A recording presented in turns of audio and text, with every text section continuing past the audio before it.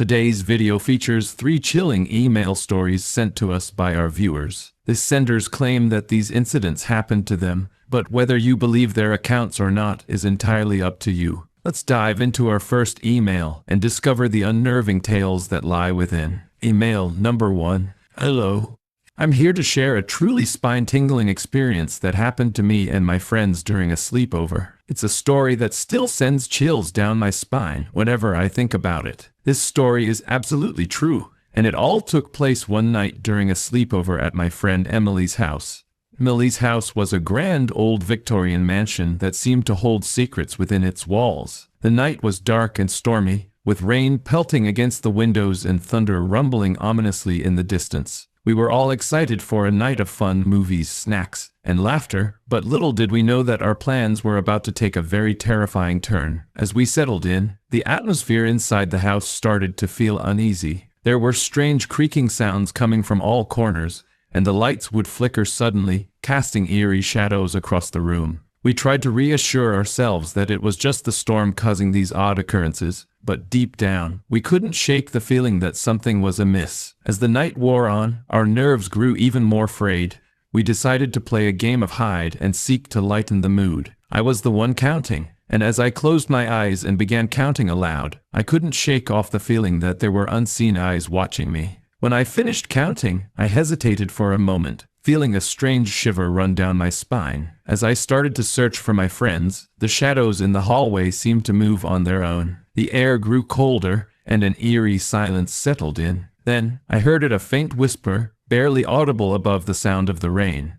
It was my name, carried on a soft breeze that seemed to come from nowhere. My heart raced, and I called out, thinking one of my friends was trying to prank me. But there was no response, and the whisper persisted, growing louder and more insistent. My search continued, my flashlight revealing the worried faces of my friends huddled together in a corner. They had heard the whispers too, and the fear in their eyes mirrored my own. We tried to convince ourselves that it was just our imagination, that we were simply scaring each other with ghost stories and urban legends. But deep down we knew that the whispers were real, and they were getting stronger. The clock struck 3 a.m., a time often associated with the supernatural. Just then, a bone-chilling gust of wind swept through the house, extinguishing the candles and plunging us into complete darkness. Panic gripped us as we fumbled for flashlights, our hands trembling. The whispers grew louder, swirling around us like a haunting melody. Footsteps echoed in the hallway, growing louder and closer.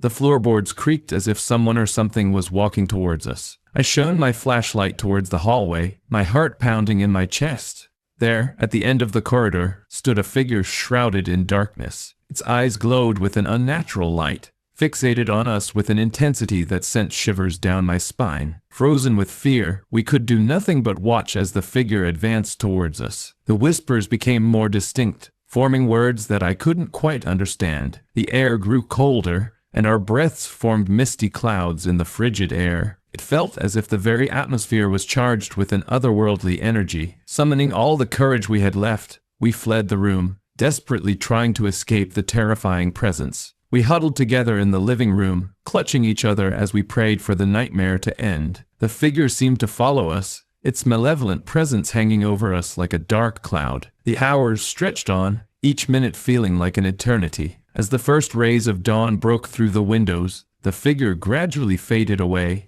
and the house seemed to regain a sense of normalcy. We gathered our belongings and left the mansion, our minds haunted by the horrors of the night. Even now, years later, we struggle to make sense of what happened. The memories of that night are etched in our minds forever, a testament to the inexplicable and horrifying events that transpired during that sleepover. The Victorian mansion, once a beautiful house, now stands as a chilling reminder of the terrors that can hide behind the familiar. The whispers, the figure, and the sense of dread remain vivid, a constant reminder of the night we will never forget.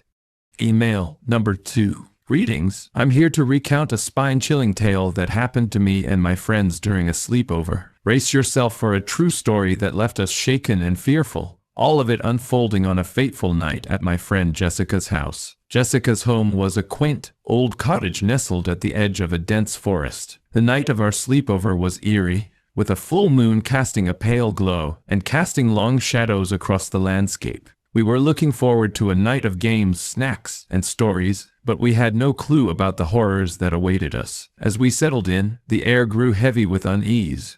Strange sounds echoed through the cottage, and the flickering candlelight seemed to play tricks on our eyes. We tried to dismiss it as our imagination, but an unsettling feeling settled deep within our hearts. As the hours passed, our laughter began to feel forced, the shadows in the room seemingly dancing to a sinister rhythm. We decided to play a game of truth or dare, hoping to lighten the mood. However, as the game progressed, the dares grew eerier and the truths more unsettling. It was as if an unseen force was pushing us into darker territory. Round midnight, as the clock struck the witching hour, we heard a soft, mournful wail that seemed to come from the depths of the forest. It sent shivers down our spines, and the once jovial atmosphere turned tense. We huddled together, trying to convince ourselves it was just the wind. Seeking to break the tension, we ventured into the forest, flashlights in hand, determined to discover the source of the eerie wailing. The trees loomed over us, their branches casting long, eerie shadows on the ground. With every step, the air grew colder, and the forest seemed to hold its breath. As we walked deeper into the woods, the wailing grew louder, taking on a human-like quality that sent shivers racing down our spines. Our hearts raced as we stumbled upon an old, abandoned cabin hidden among the trees. The cabin's windows were shattered, and its wooden walls were weathered and worn, but a faint light glowed from within. Curiosity got the better of us, and we cautiously entered the cabin, our flashlights revealing a scene frozen in time. Dust-covered furniture lay in disarray, and old photographs adorned the walls. But what caught our attention was a peculiar circle drawn on the floor, surrounded by cryptic symbols and candles. A sudden gust of wind blew through the cabin,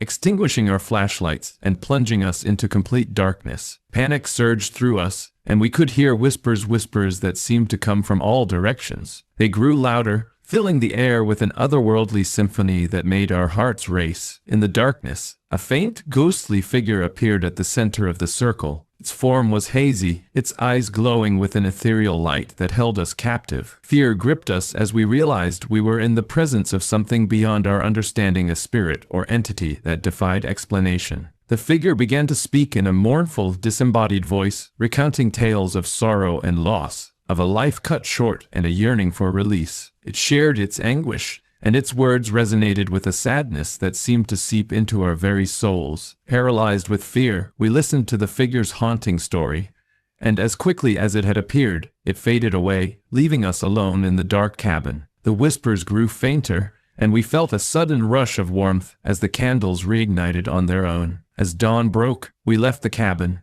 our minds spinning with the inexplicable events of the night. We returned to Jessica's cottage, our bond forever changed by the encounter. The forest and the abandoned cabin remained shrouded in mystery, a reminder that the supernatural could be just a whisper away. To this day, we recount the chilling tale of that sleepover, forever haunted by the wailing in the forest and the ghostly figure in the cabin. The night taught us that there are forces beyond our comprehension, lurking in the shadows, and that some mysteries are best left untouched.